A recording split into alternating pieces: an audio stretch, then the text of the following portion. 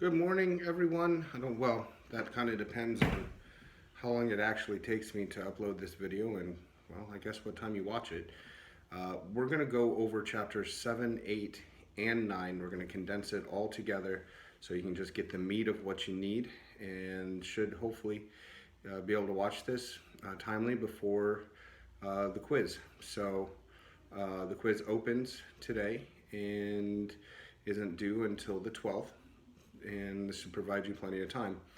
Chapter 7, and I'm working on some notes through the book.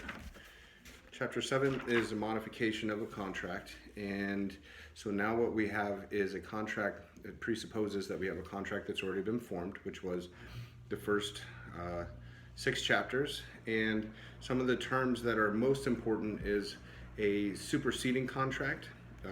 All of these definitions really are a lot of the definitions we're going to go over right in the book, right on the side of the page in the large margin. But a superseding contract is simply just a new contract that is formed. It just completely replaces the other one. Sometimes if you renegotiate a lease agreement or renegotiate a cell phone contract or whatever the case may be, it just completely gets rid of one contract and brings in a new one. There's a difference between modifying a contract and making a counteroffer, because modification of a contract, like I said, it assumes that a contract is already in place. You can't modify a contract that doesn't exist. A counteroffer assumes that the contract is not in place. So that's the difference between the two. You do need new consideration when you modify a contract. Under common law, you need new consideration. For example, if you're already contracted to paint a door for $200 and the painter says, well, now it's going to cost $300, if you already have a contract, then there is no new consideration for upping the price. However, if you tell him, well, I need a different color and it's more expensive, and then he says, well, we need to adjust the price, then that is valid consideration. Between merchants under the UCC, there is no consideration requirement there. You do not need new consideration between merchants, but for your common law contracts, merchant to consumer, consumer to consumer, and your service contracts, you do need some additional consideration. We need to also distinguish modification from rescission, termination, and discharge. Rescission of a contract is where there is a contract already formed, but the court or the parties agree to place the parties in a position as if the contract had never been performed. And I've actually litigated a few of these cases. And so, for example, one of them was for motorcycle apparel, and the business just wasn't what it was supposed to be. The contract called for a certain amount of inventory and clientele and access to suppliers, and in fact there was none of that. None of it was as promised. And so rather than sue for a breach of the value, we sued for a rescission of the contract, which meant that the seller had to give the purchase money back and the buyer had to give all the existing inventory and access to suppliers back as well. So that's the difference between rescission and modification. Termination of a contract, a party can determine that they're gonna, let me get to that thought. One party can determine if there's a provision in there that they're going to terminate the contract. You see this somewhat in modification agreements in real estate where it's under foreclosure, where they're trying to work out a modification of the terms, and if the homeowner doesn't comply with the terms of the modification, then they terminate that modification agreement. And then there's a discharge, and a discharge isn't a modification. It is exactly what the common sense of the word means. It's both parties say, we're done, we're going to go our separate ways. That is significantly different than breach. A breach of a contract is not a modification either. It is one party doesn't perform how they're supposed to, and then we start analyzing what those potential damages are.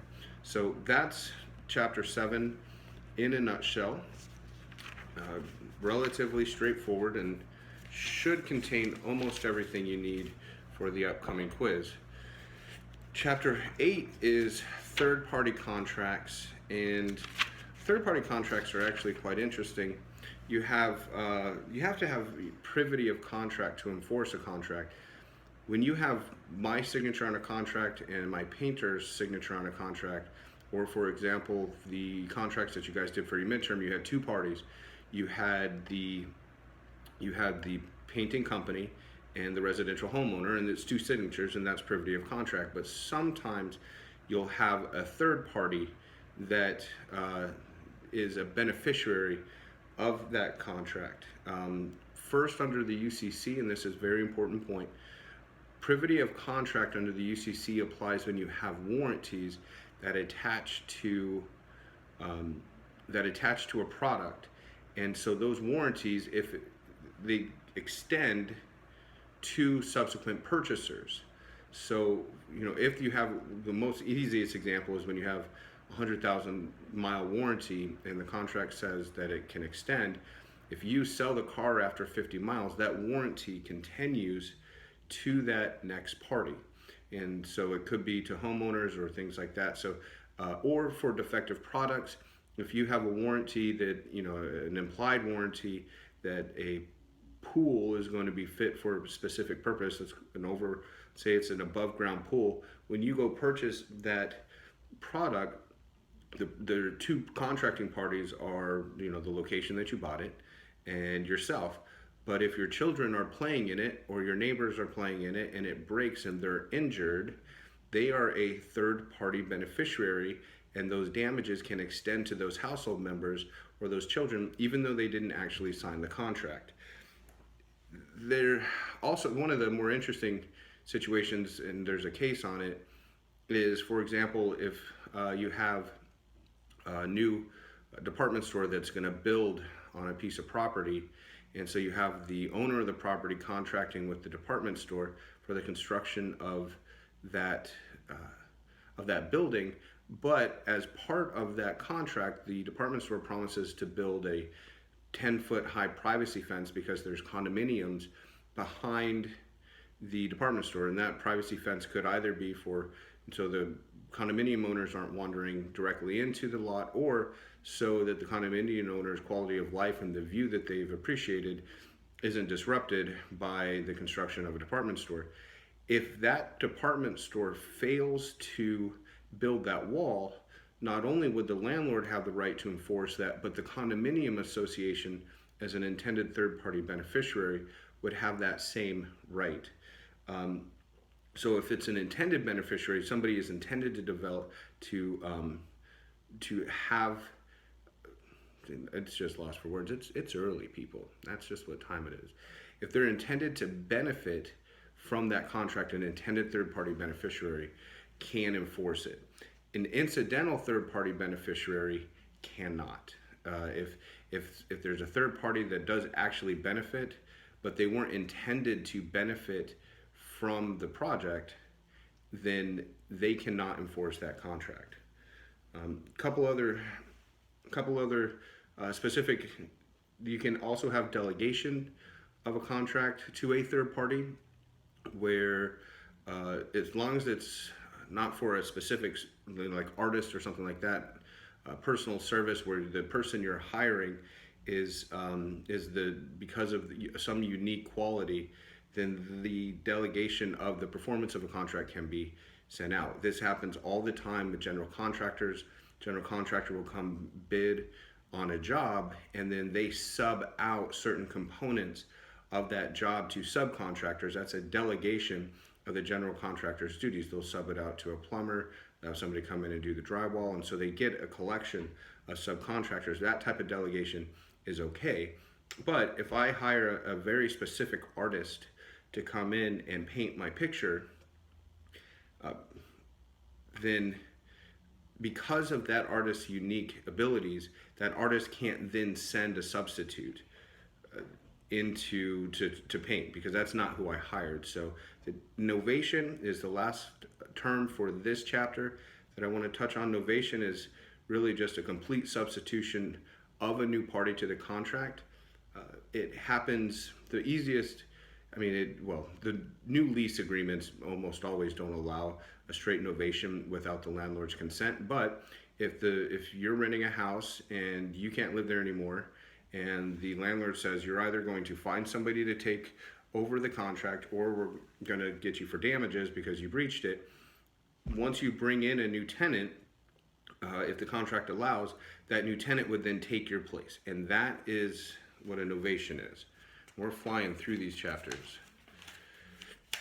Chapter 9, performance and discharge. There's a lot of overlap between chapter 9 and chapter 7, but some of the more important aspects of this chapter is what happens when there is no performance.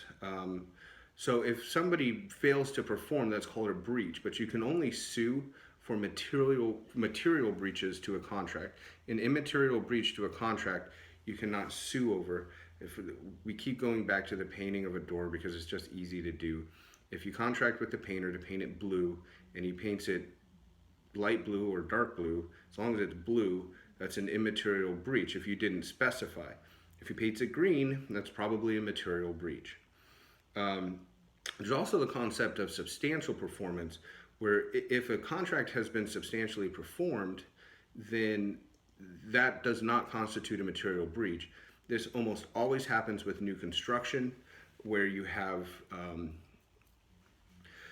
they come in and the contractor builds it, they get a certificate of occupancy from the county, and then that's substantial performance because now the residents, you're able to live in there. So usually what happens is even after that CO, that certificate of occupancy is issued, when the homeowners get in the house, they'll do an inspection and they'll create what's called a punch list.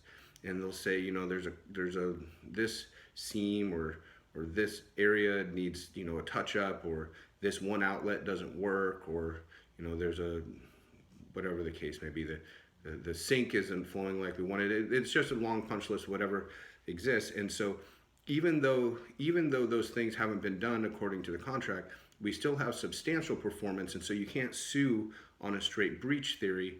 But what then the damages are is you have to pay the full amount of the contract minus whatever those punch list items would cost another person to come in.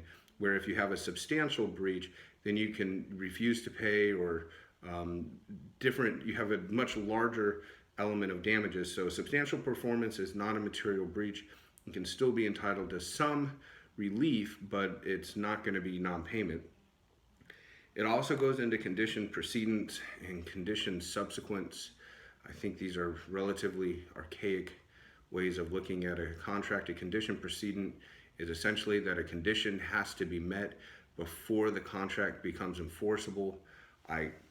They keep putting it in the books. It's been on the books for a long time, but I even wonder whether, in fact, a condition precedent can actually exist, because if the condition precedent doesn't occur, then you don't have a formation of a contract, and if you don't have a formation of a contract, then how do you sue for a breach? So I don't know that it actually applies.